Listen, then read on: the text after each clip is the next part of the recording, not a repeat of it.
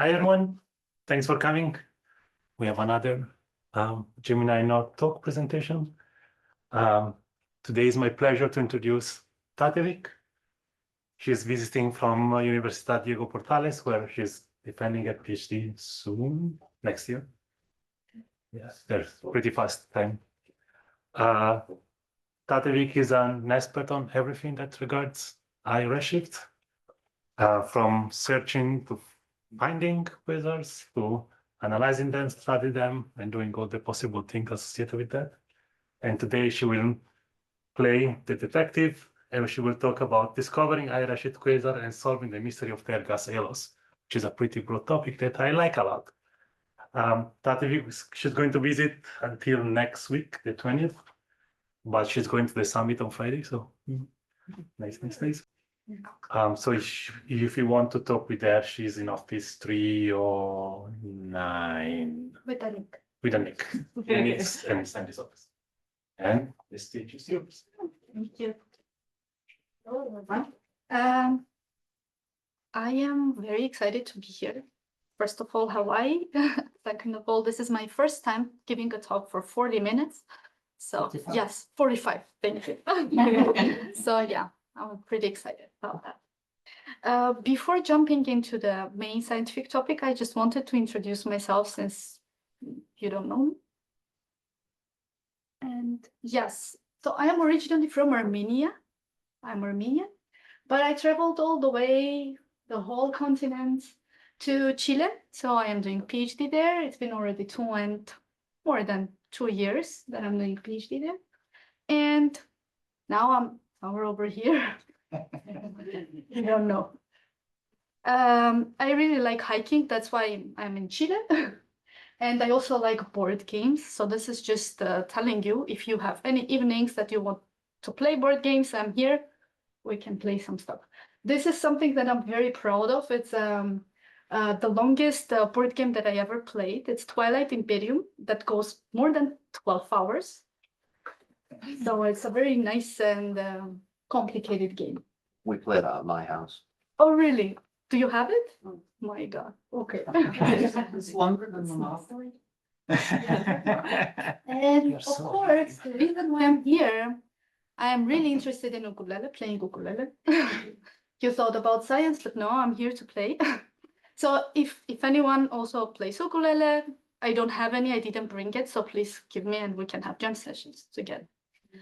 And now about science. So I am interested in high redshift universe, as Emma told you.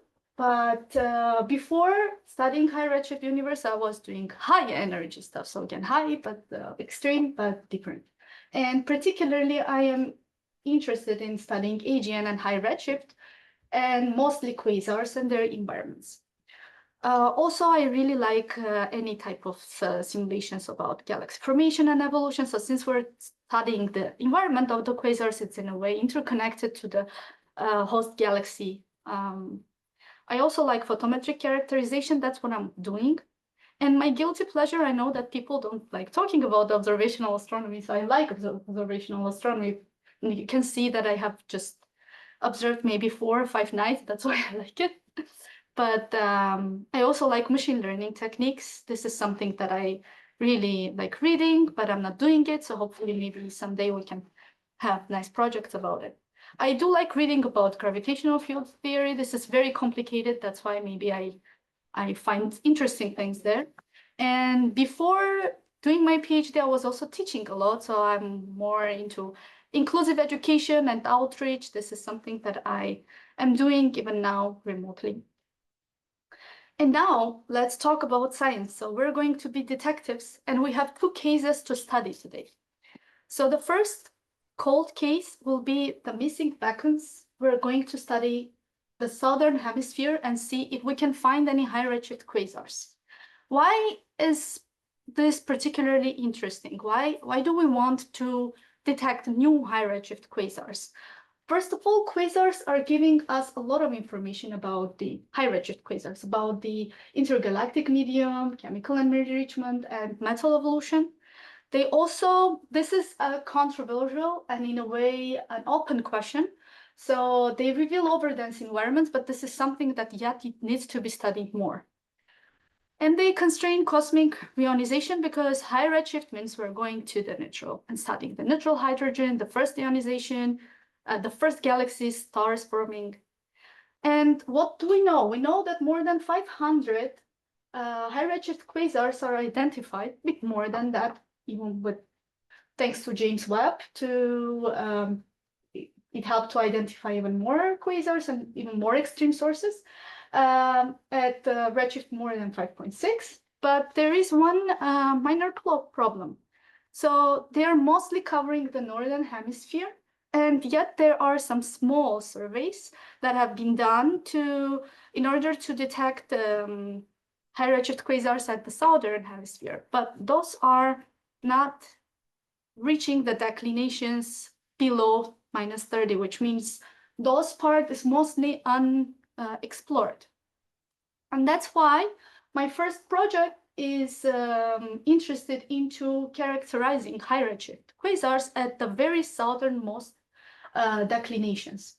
And as a part of Chilean AGN and Galaxy Evolution Survey, I am interested into, and the survey itself is interested to study AGN in general with the variability, with their evolution, but particularly there are several sub-surveys and subgroups that are aiming to detect high redshift quasars, one group but using machine learning, which is not me, and another groups with SED feeding and photometric selections farther down, which is a group that I am involved. And this is particularly the focus of this talk. So the aim of this project is to create an extensive catalog of high redshift quasars using SED feeding. And why are we doing this with Foremost? I don't know if any of you is familiar with Foremost. This is a new instrument that is actually already launched at Paraná in Chile. And it is a multi-fiber telescope that gives 4-meter multi-fiber telescope that gives us an opportunity to get a spectrum simultaneously out of 2,800 sources in the field of view, which means that we can get spectra in the field of view of more than 2,000 sources, and this is perfect for identifying new sources such as quasars or AGN in general. And that's why, as a part of changes, we are creating different surveys and providing it to the community so that they can be observed. And the survey that I'm going to talk about will be observed at the beginning of March, so hopefully we'll find some nice new high redshift quasars. What are the challenges in general of finding high redshift sources, and particularly quasars?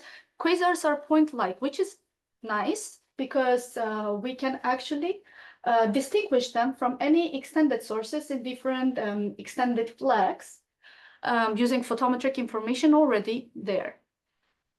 On the other hand, those are disguised in red colors, which means we have red contaminants, such as could be red unresolved faint galaxies, but most of them are actually brown dwarfs because those are point-like and red.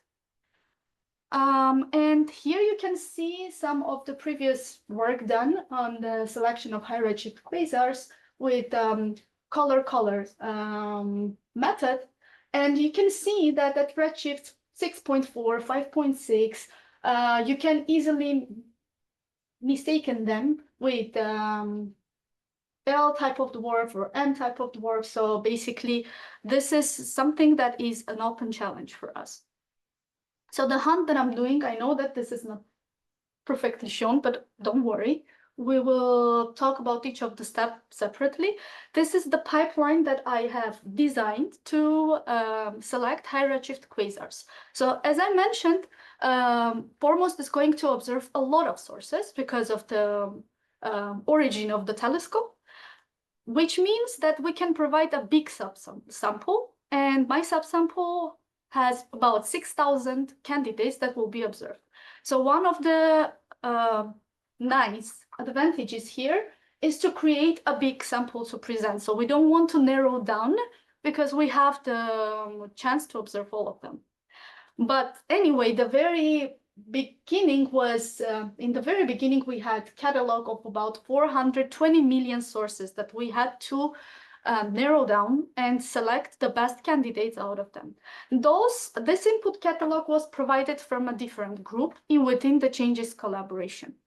And this list contains about 10 photometric bands listed here. And additionally, we have used several information such as proper motion from Gaia, G-band from another catalog, and extended class to be able to select the source based on the morphology. As I mentioned, high redshift quasars are point-like, so we want to remove all the extended sources that we can see with this flag, and we don't want to go really deep, because deep in a meaning removing all of the extended ones, because we are anyway having an opportunity to observe most of them. So if it's a very high probability of extension, we're removing them. The templates for acidic feeding used were 2 empirical and synthetic for quasars, and brown dwarf group of templates used by Chung. And the samples, since we were trying to design a selection criteria, we needed to have real samples of quasars, brown dwarfs, and galaxies to distinguish and make the best selection criteria so that we can use them to select our sources. So the first step after having the input data, we have used the sample of known sources, basically quasars and brown dwarfs and galaxies, to see what is the best selection criteria that we can use. Here in the letters like FL, Y, and F, those are different quasar samples that we have used. BD stands for brown dwarf, and galaxies are the galaxies from SDSS 12. And here we can see that most of the galaxies perfectly lie into the extended Z flag, which means the value of 3, which means that we can use this criteria perfectly to remove all the extended sources that are perfectly resolved and extended. Another selection that we used was based on the proper motion. So we have looked into the best selection criteria to remove the sources that are with significant proper motion. And we designed the criteria, basically anything within signal to noise of more than 2, we are removing. We have implemented some color cuts as well, but those are actually 2. So one with wise bands and one with R and I that I will show later. And with the wise colors, we have, as you can see, we have a lot of the green one stands for brown dwarfs. We have a lot of brown dwarfs anyway in the field of view that we're interested, but most of the later type stars we are anyway able to remove with the color cut. So we're ending up with those numbers. Those are the numbers of recovered sources with each of the cut performed. And here the G-Delve cut that I didn't mention is just basically we are removing anything that has a detection in G-band, because we are aiming to detect high redshift quasars above redshift 4.5, and we're also in a way removing most of the contaminants with this cut. And as you can see, like 24% is recovered from brown dwarfs, and we're recovering about 41% of the catalog from Fletch. This is due to the fact that some of them are in a low redshift, and some of them, since it's a huge compilation of different sources, some of them are not yet confirmed spectroscopically. So we are not digging into that. Instead, we are mostly focused on the Fan and Young samples, and Fan sample is the best one here because all of the sources here are spectroscopically confirmed quasars. Next, we have designed the acidic feeding algorithm. Yes. I have a question. Of course. do you require wise detection or you use upper limits on the unwise data? We don't use we don't require voice detection. No. In later on, I will explain that we are having a cut of 6 bands, so we want to have detection at least in 6 bands and more out of 10. So sometimes it can be that voice is not detected at all, but we are not basically using them to select sources with the voice.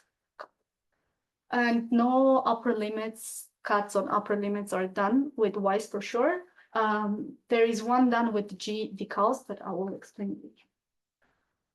Any other question? Sorry, I didn't mention. Feel free to ask questions all the time so that we have everything clear. Yeah, I was wondering for the previous slides, what happened to the 7% of quasars that you don't find for the proper motion cuts? Why do you think that you're not recovering some of them because of Those that? ones, Yeah. again, this sample here is not the very well representative one, the sample, because there are some sources that are not yet confirmed really. So we are trying to rely on the young and on fun, and unfortunately there is no information on proper motion for the fun sample. So here with the proper motion, we are just naively designing the criterion based on basically this plot is showing that. So there's no data for the fan sample because they're all too faint for Gaia? I think it's not the issue with the sources being faint because there are some bright sources, but none of them had a proper motion detection. So they have, maybe in Gaia they have different information, but the proper motion wasn't there when I was trying to do it. So I don't have any clue why we don't have them. Sorry? They are too red for Gaia. All the fun quasars are more actually 5.7. Yes, they are above 5.5 maybe, yeah. So yeah, maybe that's the reason. I didn't check if there is any Gaia information for this sample at all. So I was just checking with proper motion, there was no. So that's why we also decided to look at different samples too. So where does the proper motion come from, if not from Gaia? For fan, there is no proper motion derived at all. So we use from Fletch and Young, Y and the other So sample that's proper too. motion that they publish, not from Gaia. No, those are from Gaia. Oh, For those two samples, the information is from Gaia. But for fan, since it's focused on the higher redshift band region, there is no information, just for one sample out of 3. So we didn't use any other proper motion information, just the one from Gaia. and you said it was a fixed cut of 2 Two. milliarc seconds per year. Is- Basically a sigma of 2, not 2 per second. So I'm looking at the the uncertainty proper motion of proper- significance with the declination and array Oh, I see, it's muted, I see, so it's the proper motion divided by the error. uncertainty. Yes. Okay. Should I go next? Okay. So at the end, as I said, we have also made a code for acidic feeding, and we used 2 templates, 2 type of templates, the quasar and brown dwarf templates, since we had not a confidence, but we were removing most of the extended sources that we knew with the Z flag that I presented in the previous slides.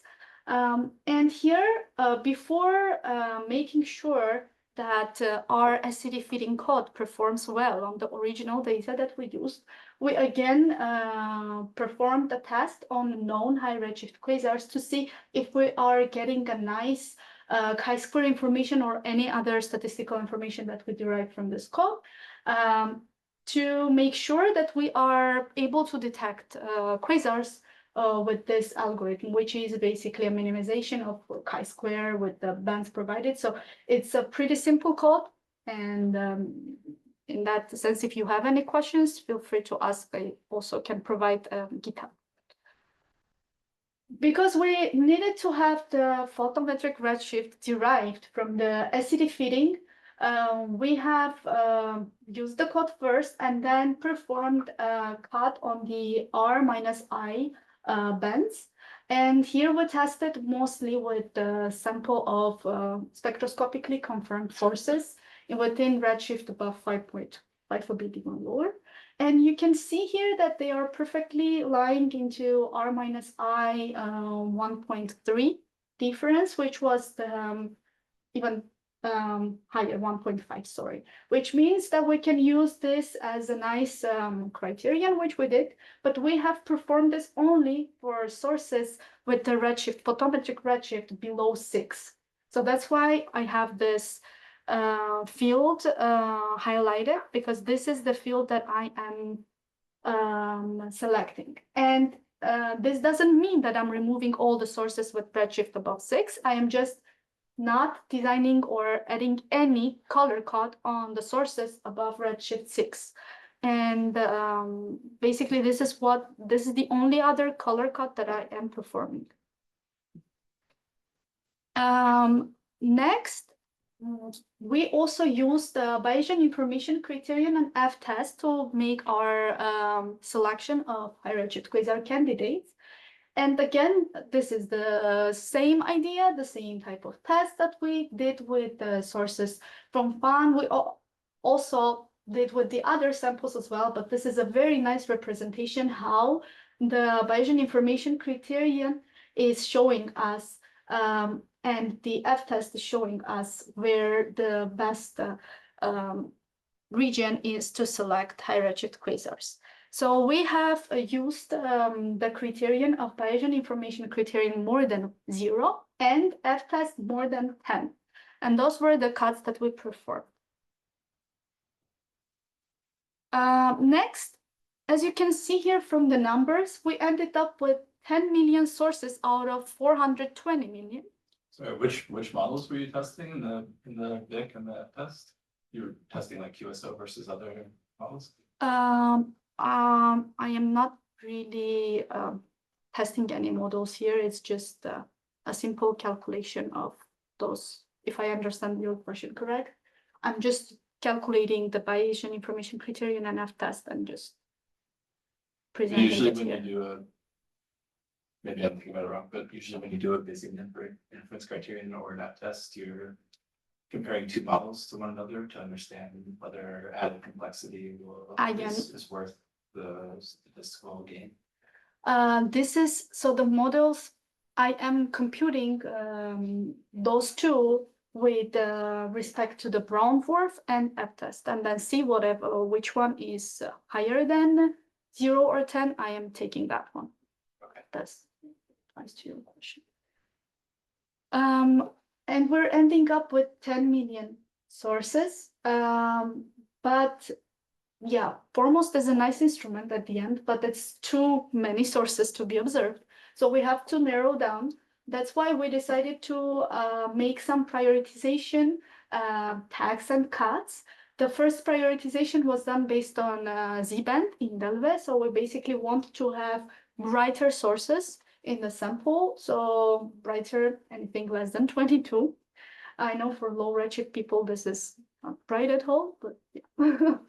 And for priority 1, we are adding 2 more cuts with the chi-square less than 1.2, which means we are just selecting the sources that have the lowest chi-square. And the ratio of chi-square with respect to the quasar and Brown-Forth, which means if it's below 1, it's probable to be a high redshift quasar, and we go up to 0.3. Here we have, we're trying to look at the signal to noise.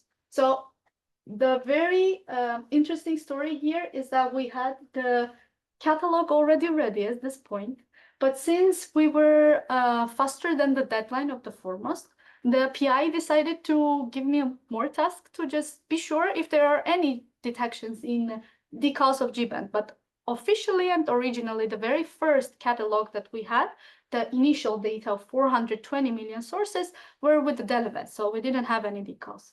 This point, we just out of curiosity wanted to check if there is any detection in decals G-band. And we found that there is about 23,000 sources out of 24 and 5. Half are with detection of G-band, which is something in a way not catastrophic, but not what we expected. And at this point, we didn't want to exclude all the sources here. So we decided to use an upper limit and the signal to noise threshold on all the sources that has a detection in G decals. And with that, we will select only the sources that has a detection in G-band, but above upper limit, or with the lower signal to noise. At the end, we have a sample that didn't have any G decals detection, about 1,000 sources, and sources that has G decals detection, but with either an upper limit or appropriate signal to noise that we will claim that we're not sure that there is a G-band detection. And we merged this and we ended up with 6,100 sources that will be observed very soon. And this is the spatial distribution of the sources, and you can nicely see the Milky Way over here. The distribution of the chi-square looks like this, and I wanted to briefly explain here that this one bump over here from 0 to 5 is because of the cut, as I said, on the prioritization, that I was keeping only sources with chi-square less than 1.2. But on the other hand, the range between 4 to 14 is a really nice chi-square range, just because of the cut that we're doing during the prioritization, which we are basically removing all the sources that had less than 6 bands, because we want to have first bright sources possible and sources that look real, so they will have more detections in more than 6 bands, not including G, of course, because we don't want G. G is bad. Yeah. So we also, because of the templates that we're using, all 3 templates have different variables, which means different parameters, which affects the chi-square calculation. So that's why we're saying that the expected range will be from 4 to 10, which we see that most of the sources are from 0 to 14 or 10. We tried, because this was a question that we were getting from PIs, from anyone in the audience, asking what is the completeness and purity of this sample. And it's a very hard question, because first of all, we are having an initial data that has been created in a very interesting way, that the first person that provided me the initial data was cross-matching everything that is possible with the detection and providing me that raw data. Second of all, the samples that I have, all of them are not complete. So I cannot really say what will be the completeness and reliability, also because of being the first one studying the southernmost hemisphere to say how many sources will be real quasars. But what we can do, at least to have a rough estimation, will be to look at the distribution, that part of the sky where we have some overlaps with known high redshift quasars, which is the equatorial and a bit lower to -30 declinations region, just to try and test how many sources from the known high redshift quasars lying in this region of the sky we are detecting and recovering. And another thing that we didn't want to include those calculations, and this can be like an open discussion here as well, is the cut of Z delta, because this is we initially were expecting that the sources will be bright, and we are initially also expecting that the sources will have detection in most of the bands. So those cuts are in a way artificial. Those are not any cuts based on the morphology or the origin of the source. That's why we are not really trying to use those cuts to test the completeness and reliability of our sample. And here in the right part, you can see a distribution of sources from fun sample, and we are able to recover with all of our cuts, excluding the cut on data points number of bands, 53 out of 72. And with the cut included, we're having bit less, 32 sources. So at the end, we can say that our recovery rate is about like 7 to 8%. Just focusing on the field that I provided, we can claim that it's about 44% complete. And the reliability here, we can say that it can, in the test regions, it can get to 1.5%. So just to give a rough estimation how many sources we can detect after the observations will be done, we are expecting to have 7%, but this is a prediction made on very, very incomplete studies done. So this is just an expectation that we have. And the final thing before jumping into the second part of the talk will be just showing you my first 2 quasars confirmed spectroscopically during my PhD journey, which I'm very happy about. And this case is in a way closed because we have already submitted paper that is under review. Now we're going to the second part of the talk, which is the mystery of their halos. So in this part of the talk, I will be focused on studying not quantitative big sample, but a small, yet also big, 18 sources of 18 radio loud quasars. And we're trying to understand what is causing the chaos around those radio loud quasars.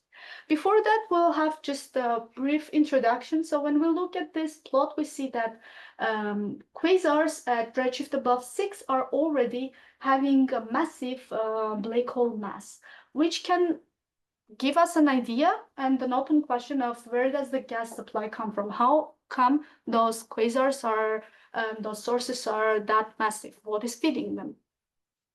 When we look at the simulation versus observation information, we can tell that both observations and simulations are predicting that there is a huge gas reservoir around quasars, which can possibly, I will just jump quickly because of the time, be illuminated by quasar light if we're talking about AGN that is having a powerful outflows, because the simulations also predict that if the AGN doesn't have an outflow, we will not have any Lyman alpha photons to get an extended acute emission and basically a cloud. But why is studying the Lyman alpha halos, so extended Lyman alpha emission around quasars is interesting. So first of all, those sources, those clouds can be very extended up to kiloparsec scales. And second of all, they can provide us a lot of information on the origin of on the outflows of the quasar, but also on the circumgalactic medium, which is the inner region of the galaxy that can also go till intergalactic medium range. Why is it interesting to study Lyman alpha halos on the other observational constraint? Is because, first of all, those are having a very controversial and different velocity dispersions. Some studies suggest that they morphologically look symmetric, but on the other hand, the other studies suggest that there is no symmetry, like Emma. Also, radio loud quasars in all of the studies, like the studies done from Emma, from Arigoni Bataya, from some other researchers, are not systematically compared with respect to the radio loudness of the source. which means that we don't know if radio loud quasars are in a way having a different lemon alpha halos with respect to radio quiet ones. So this is the motivation of this study, and this is basically why I'm here, because I'm trying to find lemon alpha halos around a sample of 18 radio loud quasars, and those are marked as stars in the plot that you can see here. Those sources are actually covering a very interesting redshift range, which is in a way has a lack of there was no systematic studies really done in this redshift range, but will be done by us. And yes, I'm sorry, I don't remember your name. Ochong, yes, by you as well. And the samples that we have are covering from 4 to 6, but the motivation and in a way the difference of what I'm doing here is that I will try to compare it with all the literature of radio quiet quasars and any radio loud that is there. And we have about 78 hours of MUSE data, which is an amazing instrument, an IFU, perfect to study the environment and get the spectrum basically from all the pixels in the field of view. To do that, I'm using Emma's code, which I assume he never advertised, so I will be the advertising guide here. So this is a code that performs PSF subtraction, and also another part of this code will be for detecting lemon alpha halos. So we have this nice PSF image of the quasar. So the PSF is created empirically, which means the PSF is taken from the quasar light, and it is removed from the image so that we are sure that whatever is left will be the extended region lemon alpha emission of around the quasar. And here you can see the PSF region is basically, we're trying to get it from the continuum of the quasar spectrum. And then after removing it, whatever will be left, also removing the foreground regions as well, will be the our assumed lemon alpha halo. And here in this image, you can see this is the subtracted one. There is nothing really close to the dot, which is the quasar, which means that this also, in a way, also suggests that there is no halo around the source. But just to also show you how the code on the detection of lemon alpha halo performs, this is another sample, another source from my sample that has something after the PSF subtraction around the quasar. So this is what we are really trying to detect and visualize. After we get the PSF image, the first thing that will be done after like polishing the data, making a friends of friends algorithm to get anything, any connected voxels in between linking length of 2. And then after getting that, we can assume and get the nice shape of the lemon alpha halo that will be then mapped with different maps such as flux, velocity, and velocity dispersion. And then there is also a very cute 3D visualization. Emma has another code that he promised to provide that shows how it is rotating, if there is any rotation. And it's very, very interesting. So please ask him to show. He didn't show you that. Yeah. And here I am just trying very naively to compare one of my results with results of Emma. And this is just one comparison. Of course, there is need to do a systematic comparison, but this is already in a way showing us that the sample that we have seem to have more extended lemon alpha halos and with a higher velocity dispersion. So again, this is very uncooked result that I am here to understand it better and discuss it further. But we are having a hope that radio loud quasars in our sample have more extended morphology and perhaps maybe a higher velocity dispersion. But the issue here that we have one of the issues that we have is the game of working with something that we don't know how it looks like and if there is any or not. And for that, we need to play with sigma of the detection of the halo and see if at higher sigmas we have a detection so that we can prove our hypothesis being correct that there is a lemon alpha halo. And the issue here, one of the issues will be understanding also the best threshold of the detection, because most of the literature uses detection of 2, which is also Emma using. But in my case, whenever I am changing the, which is very, very much understandable and obvious, whenever I'm changing the sigma, the morphology and the structure of the lemon alpha halo is changing, but then we don't know which is the closest one to reality. Our first uncooked results, when we try to compare with some of the literature, and yet we need to get more literature, and there is more to compare it better, will be seeing the luminosity of lemon alpha halos. And here in the first part of the plot on the left side, we are comparing the brightness of the quasar with the luminosity of lemon alpha halo. And we see that the luminosity is higher even for the sources that are radio quiet with respect to the brightness of the quasar, which can suggest that this luminosity is actually coming from lemon alpha halo, and they might be more luminous for radio loud quasars. But this is something that we need to also interpret why, and if this is really true or not.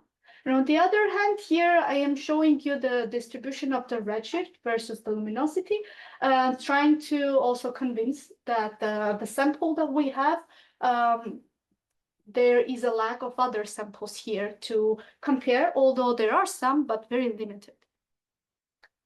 And one of the results that I was also briefly, I think, showing it to you during AGN meeting last week, was this particular source that is a high redshift blazar.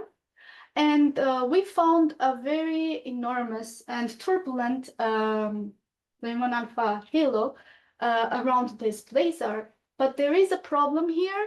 As you can see in the PSF subtraction image on bottom side on the left, there is a source for there, which is we assume is a low redshift contaminant.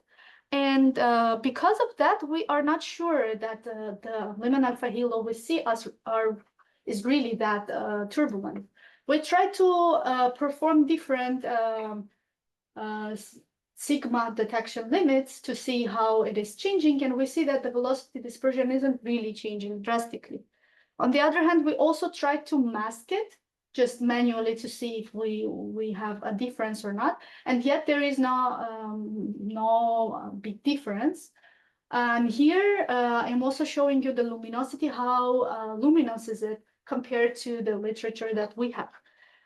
This is a source that I have I applied for some news data to do a follow-up, and when we will have a better data, hopefully, we can do a better modeling of the low redshift contaminant, thus being very sure if the lemon alpha halo around the source is particularly interesting or unique.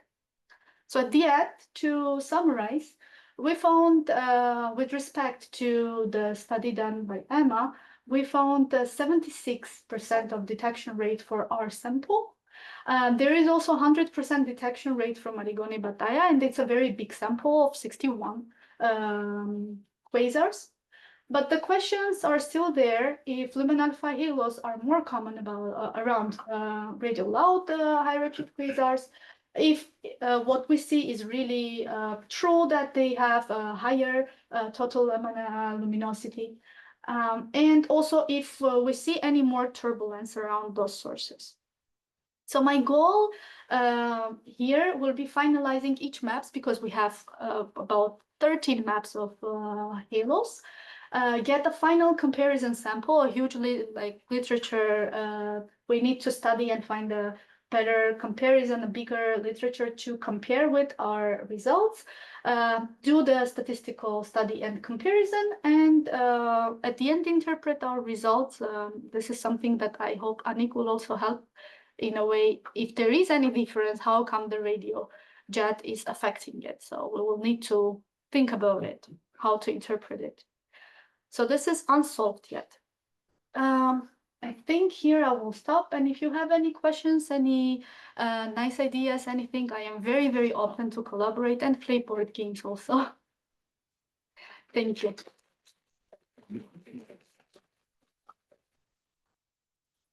Questions, preguntas. Either languages too. I might miss something, but sure. Is it correct? The Lyman halos are more extended in the radio loud agent case or than the So I didn't really study well the radius of the sample to say how extended it is. From my naive look, it looks a bit extended, but again, this is something that needs to be systematically studied, because here you can, if you go and check Emma's paper or anyone else's paper and look at the maps and then just compare, or look at the distances provided in the literature, there is slight difference, but I wouldn't say that it's final, because I'm here to make the maps final, and then I can state that, okay, those are more extended or not. do you think? Is a game of surface brightness limit, Yeah. because all their samples, surface brightness is annoying because change with 1 plus z to the power 4. So when you go a different redshift, you have probably a different level of emission. So it's complicated. There is another challenge that I forgot to mention. It's not a big challenge, but it is there. So the observations that we got 78 hours, as I mentioned, those are done in a program called Apocalypse, which is all weather conditions. And some of the cubes that I have are with a not nice seeing, I would say. And during the reduction phase, I had to remove some of the cubes, which made the sample less trustworthy, I would say. So this is also another thing. That's why we want to make sure that if we see a halo, we can perhaps apply for more data if that one particular cube is really crowded. Nick? Yeah, I was wondering, first of all, thanks. I was wondering for that Lyman alpha luminosity plots, did you run the radio quiet quasars through the same like pipeline that you use for the radio That's a loud? very nice question. No, I just derived it from the literature. The ones that I'm comparing with Emma's, if I'm comparing with Emma's sample, it's basically the same plot. So here the comparison will be apples with apples. But I don't really think that they will affect much. There is nothing really, it's a very nice code, but nothing really differently done, I think, than the other detections, those other algorithms. Yeah. Just seems like quite a stark difference between two. Yeah. And I don't also, know if that is worth doing it. This is a forest that you don't really want to dig in, right? Getting the cubes and the calculation. no, I believe you. If I bug in my code, no. And maybe this is a bit of a mean question, but are you sure the radio quiet ones are radio quiet? That's a very nice point. So when I'm saying that I have to look at the study better, this means that I want to not only look at the literature, that literature suggests that the source is radio loud or quiet, but also look at the fluxes and derive the threshold, the definition of radio loudness, at least for me, in my paper, in my work, so that I can be consistent. This is something that I have to do. But for now, what I'm doing is just looking at the literature. If literature suggests this is radio quiet, I'm just showing that, okay, this is radio quiet. But for the further and better comparison, I will have to, I think, recalculate for some of them for sure. Yeah. Like it just depends quite a lot on like sensitivity of the radio surveys that they use, and then like the spectral index that they assume. Yeah, So yeah. often these things are just completely unknown. Maybe we can discuss this further Yeah. because I'm not really sure on what can be like a red flag on the calculation of the loudness or not for the literature, so that maybe I can find some stuff and claim, okay, this is not figure five. Yeah, But I mean, I in don't general, know like that what to- whole, Yeah. the whole like terminology there, or like the dichotomy Yeah, is of course. probably unclear anyway. So in a way, it's like, I'm not sure if you even want to go that far. Maybe it could be like a radioluminosity, Yes, but anyway, it something would be like nice that. to have a consistent Yeah. definition for all of them, Yeah. at least for this board. And another answer that I just remembered about your first question would be that we cannot really do the test with your code because it is mostly performing well at high redshift ranges. So if we go above, even if we go below redshift 4, I don't think the code will perform nicely. I'm sorry. No, but I have errors. I can show it to you. Okay. It's just the foreground part is messy when you're trying to remove, which is understandable because But you have a bunch of Okay. views. Yeah. So, right? did you run it with Redshift below 3? There's so many bugs. Okay, maybe we can try to get This meeting is not recorded anymore. Yeah, no, that's I have to check it. Sorry, no, not really sure about it. Thanks.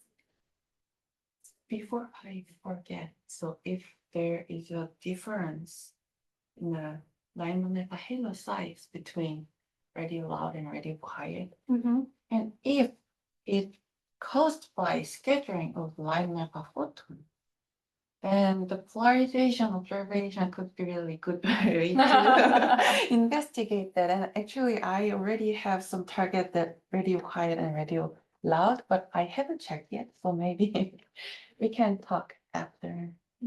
That would be lovely. Yeah, we can do it. What I love about this visit is that I'm getting so many insights from them, and I would love to get them from you too. Even more work to do. Is that polarization strong? That could be so. I haven't checked it because I've never imagined there's some difference between radio loud and radio quiet, but after I saw her presentation, that idea came up, so. Yeah, that's the most thing to check. The first guess that I had was the difference of velocity dispersion of rings, but then I was asking, why is the radio jet changing the line? which I don't know the answer, so. Well, it could also be just intrinsic, right? To the type of sources that you're comparing. Yeah. And we another open question will be the blazer, how come it is different? That's like something that no idea. More questions? For case number 1, there's 6,000 sources to look at. Are all of these going to be observed with HORMOS telescope? And how much observing time do you need to do that? Ah, I don't know. So the way that it's going to observe, there are a lot of sub-surveys in an entire year. They will be observing in the field of view all the interconnection of different sub-surveys.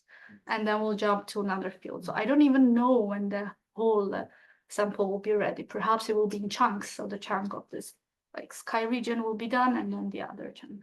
But regardless that, I'm doing my follow-up. So I'm trying to be friends with people who are having some observational follow-up time for half night just to check some sources.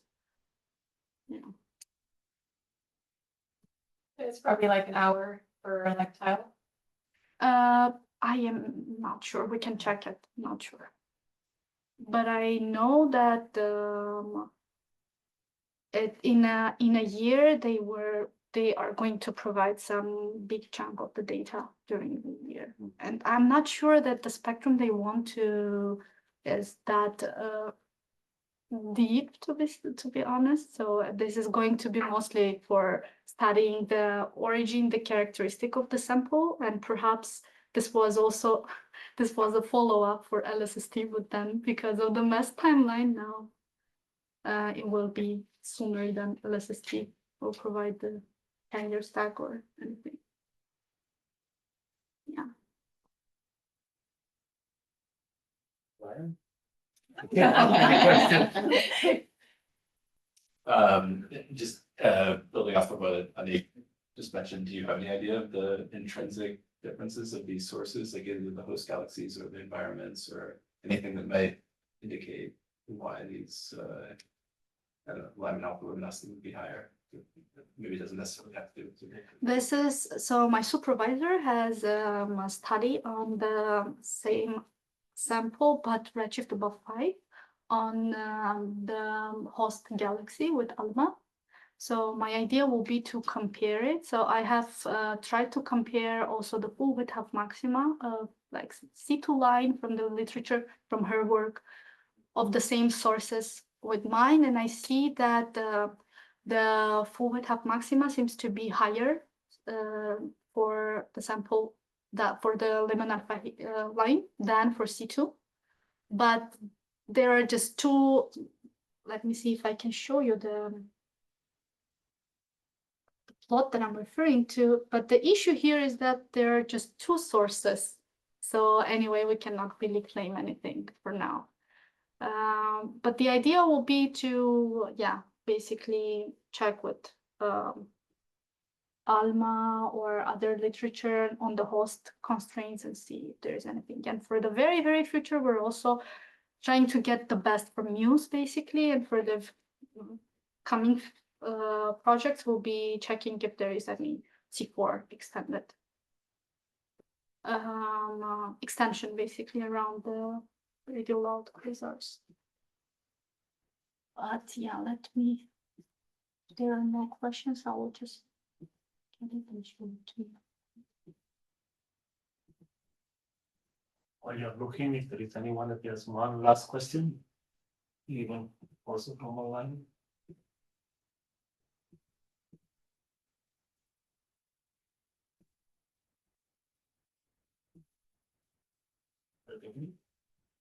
Sorry? You're showing the plot or? Yeah. I will have to reshare the screen because this is the plot. So you can see the so I'm trying to compare it first with Emma's sample, but then you can also see that the full width half maximum of C2 for my two sources seem to be lower. But this is something that we don't know. It could be also, I don't know, the origin of the Lyman alpha halo being resonant. I don't know. This is what Emma thinks about this. You also had this type of plot in your paper, right? Can we see without the 2 stars? Yeah. Well, I took it from there.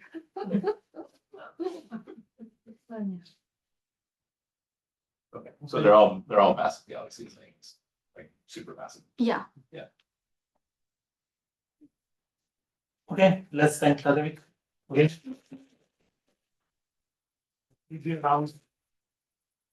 Thanks everyone.